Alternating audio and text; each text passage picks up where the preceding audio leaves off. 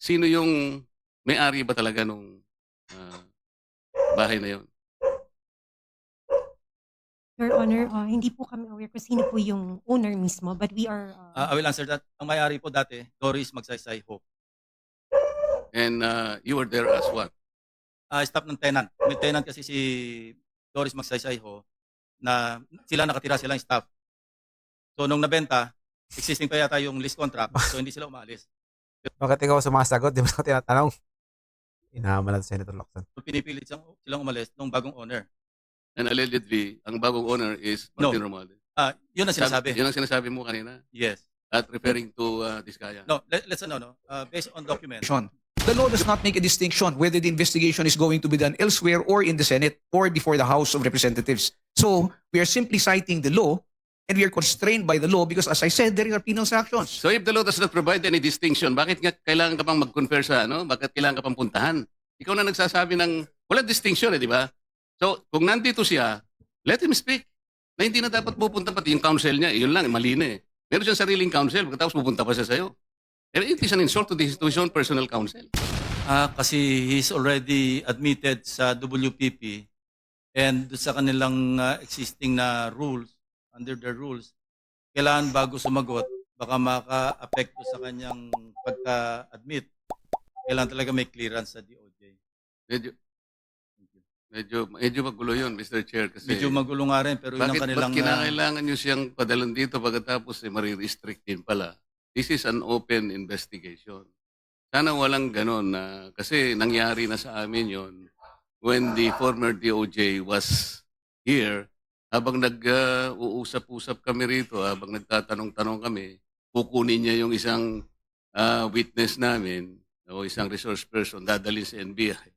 Pagdating sa NBI, meron ng supplemental affidavit. Naguguluhan kami sa ganung pangyayari. This is supposed to be an independent committee under the legislature. The DOJ is an executive department. I'm not questioning this, no, but parang magulo lang sa amin. So, kaya ko lang na-point out. Mr. Chair. Question sa DOJ. Under the WPP, law ba itong yung ganyan? Or sa inyo lang? Confidentiality, yes, Mr. Chair. The matter that pertains in confidentiality of the proceedings as well as the manner by which the witness was evaluated and how he was covered is confidential. That's the reason why it is being invoked by the witness, Mr. Chair, because like I said earlier, it is not because we want to restrict his testimony, but there is a law. The law itself So provides it is the law yes, that says so. yes, and it So- provides for penal sanctions. Okay. Mr. So Chair. to answer the question of the concern of Secretary or Senator Marcoleta, kailangan i-amend yung law pala. No. that Mr. Chair. that may be one of the suggestions if since the committee is investigating this in aid of legislation, if that is considered a restriction in investigations like this, then maybe the law will have to be amended first. In the meantime, constrained kayo ng batas. Yes, Mr. Chair, we are Thank you. constrained by law. Thank you, PG. Mr. Chair, kasi yung interpretation niya ang palaging mali eh.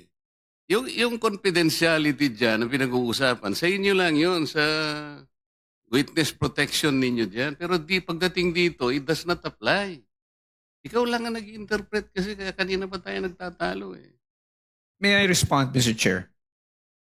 With all due respect to Senator Marcoleta saying that our interpretation is always wrong, the law itself provides for it, Section 7. And we are not raising this, like I said, simply because we want to constrict the investigation. The law does not make a distinction whether the investigation is going to be done elsewhere or in the Senate or before the House of Representatives. So we are simply citing the law and we are constrained by the law because, as I said, there are penal sanctions. So if the law does not provide any distinction, bakit nga kailangan ka pang mag-confer sa ano? Bakit kailangan ka pang puntahan? Ikaw na nagsasabi ng walang distinction di ba?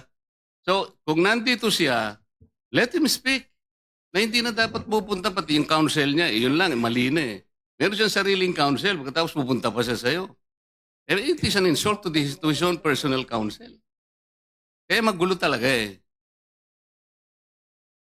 Gusto ko itanong halimbawa kay Yusek Bernardo, In-apply nyo na pala siya sa WPP. Ni-require nyo siya ng restitution, di ba? Sasabihin mo na naman, that's confidential. Kamo na naman. No, Mr. Chair, I'm not going to say that's No, confidential. earlier, you were talking about confidentiality. You remember the last time? na Yes, yes, tinatanong ko? I did mention that, Mr. Chair. I talked Oh, about why are you shouting? confidentiality. But with respect to the restitution, I think that's a matter of public record already. Because that was already stated by Mr. Bernardo and he was allowed by the Secretary of Yes, Justice. earlier you were not forthright in answering that. Nung tinatanong ko, ang una mong sinabi, that's confidential. Now, nagsasabi ka, it is not confidential. So, paiba-iba ka ng position talaga. Hindi Mr. tayo magkakasundo. Mr. Like, Chair, if he I'm just... not asking any questions anymore. No, I'm just raising the question to the Thank chairman, you, Mr. Chair. You cannot do that. Thank you. Are we done? So, sige, let's move on.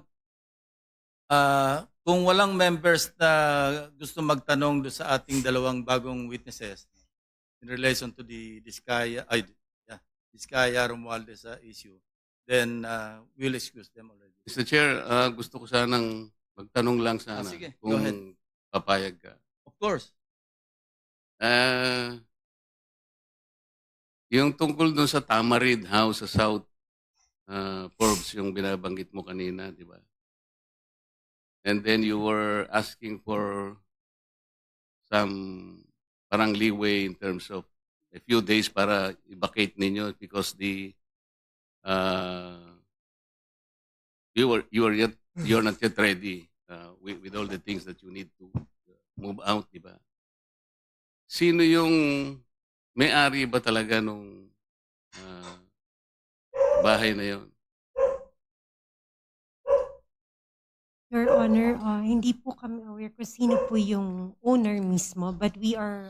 I will answer that. Ang may-ari po dati, Doris Magsaysay Ho. And you were there as what?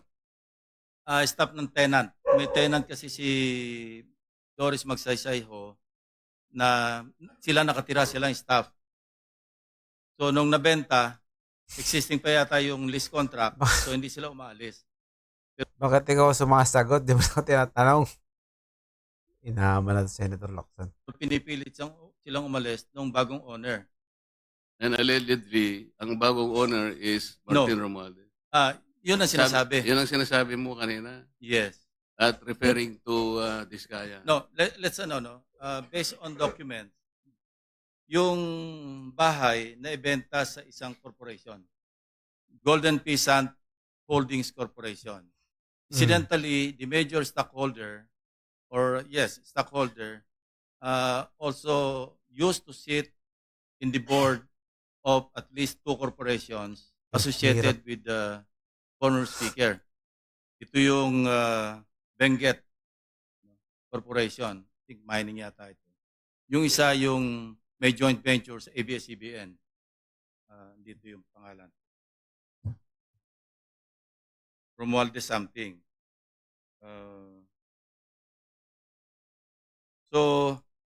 And another one, I think Mark Venture something. At saka treasurer siya doon sa, yun nga, yung media company owned by Romualdez. Kasi Romualdez Media something na may joint venture sa ABS-CBN. So yun ang association. So, no, we're not trying to implicate the former speaker. Hindi tayo nagta-target dito. Dumating lang sa ating attention that we cannot disregard because sabi ko nga, there were persistent reports na ang initial information nga sa pangalan ni Diskaya na or kay Diskaya na ibenta. So it appears now na hindi totoo kasi ang naging role lang allegedly ni Carla Diskaya, yun nga, dumating siya doon February or January at sinasabihan sila, umalis na kayo dyan. So yun lang ang pinagtataka natin. So hindi naman ito enough to implicate or to implead the former speaker. But this is something that DOJ or the ombudsman can follow through. We are only providing a lead for whatever it is worth. Yun lang ang purpose dito. Because if you really want to go after the so-called, sabi nyo nga, wag yung sapsap at saka mga dilis. Ano? Hanapin yung malaking isda. And this is the direction that we are taking. But I repeat, hindi ito enough. Itong information is not enough to implicate, not even implicate the former speaker. This is just, we may just consider this as a lead kasi merong connection. But of course, dininay naman ni Carla Diskaya, so let's leave it at that. So with that, I'd like to ask your permission to excuse the two ladies. Meron pa? Sige, okay. Thank you for the explanation, Mr. Chair. Dito sa code namin, sino Ito si pala, Marie? Romualdez Media Servicio Production Corporation. Sino yung sino yung Joy? So ikaw si May. May,